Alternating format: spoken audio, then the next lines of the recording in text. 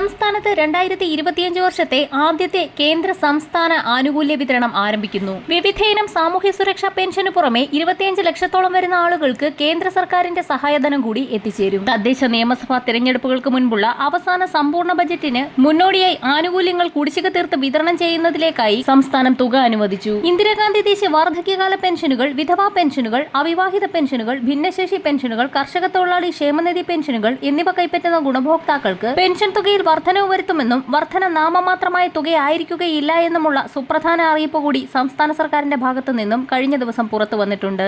ചെറിയ വർധനവ് പോലും കടുത്ത സാമ്പത്തിക പ്രതിസന്ധിയിൽ നിൽക്കുന്ന സർക്കാരിന് വലിയ ബാധ്യതയായി തീരുന്ന സാഹചര്യത്തിൽ പോലും നിർണായക തിരഞ്ഞെടുപ്പുകൾക്ക് മുൻപ് സാമ്പത്തിക അച്ചടക്കത്തെക്കാൾ രാഷ്ട്രീയ നിലനിൽപ്പിനാണ് സർക്കാരും മുന്നണിയും മുൻഗണന നൽകുന്നത്. ജനുവരി മാസം 24 മുതൽ പെൻഷൻ വിതരണ നടപടികൾ ആരംഭിക്കുമ്പോൾ ഓരോ ഗുണഭോക്താവിന്റെ ബാങ്ക് അക്കൗണ്ടുകളിലേക്ക് എത്തുന്നത് തനത് മാസത്തിലെ പെൻഷൻ തുകയോടൊപ്പം 25 ലക്ഷത്തോളം വരുന്ന അർഹതപ്പെട്ട ഗുണഭോക്താക്കൾക്ക് കേന്ദ്ര സഹായമായ 2000 രൂപ കൂടി എത്തിച്ചേരും.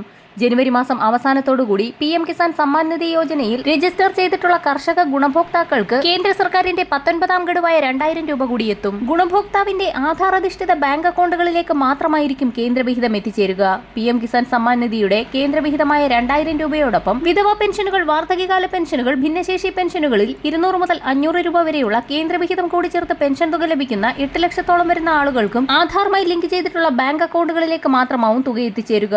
ഇത്തരത്തിൽ അക്കൗണ്ട് ലിങ്ക് ചെയ്തിട്ടില്ലാത്ത ഗുണഭോക്താക്കൾക്ക് കേന്ദ്രവിഹിതം മാസങ്ങളോളമായി മുടങ്ങുന്നു എന്നുള്ള പരാതികളും ഉയർന്നു വന്നിരിക്കുകയാണ്. 2024 ഡിസംബർ മാസം വരെ പെൻഷൻ തുക മുടങ്ങാതെ ലഭിച്ച ഗുണഭോക്താക്കൾക്ക് ക്ഷേമ പെൻഷൻ തുകയിലെ തനത് ഗഡുവും ഒരു ഗഡു കുടിശ്ശികയും ചേർത്ത് 3200 രൂപ വരെ എത്തിച്ചേർന്നേക്കും. ഇതോടൊപ്പം തന്നെ കേരളത്തിലെ 25 ലക്ഷത്തോളം വരുന്ന PM കിസാൻ സമ്മാൻ നിധി യോജന ഗുണഭോക്താക്കൾക്കും കേന്ദ്രവിഹിതം 2000 രൂപ കൂടി എത്തിച്ചേരും. രണ്ട് പദ്ധതിയിലും അംഗത്വമുള്ള ഗുണഭോക്താക്കൾക്ക് 2025 ജനുവരി മാസത്തിൽ 5200 രൂപ വരെ ബാങ്ക് അക്കൗണ്ടുകളിലേക്ക് എത്തിയേക്കും. വരും ദിവസങ്ങളിലെ സർക്കാർ അറിയിപ്പുകൾക്കായി ചാനൽ സബ്സ്ക്രൈബ് ചെയ്യാൻ മറക്കാതിരിക്കുക.